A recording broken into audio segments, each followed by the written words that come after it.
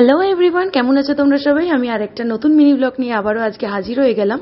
তো এতদিন তোমাদের সাথে আমি শেয়ার করছিলাম যে আমাদের ঘরের কালার চলছিল, তো ফাইনালি এই এপ্রিলের 2-3 তারিখে আমাদের কালার শেষ হলো। তবে দেখতে পাচ্ছ এখনো অবধি কিন্তু ডাইনিং এর প্রিন্টটা চলছে। তো মোটামুটি আজকে লাস্ট এই ডাইনিং এর প্রিন্টটা হয়ে গেলেই কিন্তু ফাইনালি কমপ্লিট। তো আমি আগেও বলেছিলাম, এখন আবারও বলছি, আমি আমার কিন্তু একটা বড় হোম ট্যুর ব্লগ দিতে চলেছি। তোমাদের সাথে শেয়ার করব যে আমার কোন ঘরে কি কি কালার হয়েছে, কি বৃত্তান্ত, ইচ অ্যান্ড এভরিথিং তোমাদের সাথে শেয়ার করব। আর এইটা আমরা আলাদা করে কাস্টমাইজ করে স্টেন্সিল প্রিন্টটা করিয়েছি ম্যাকাও।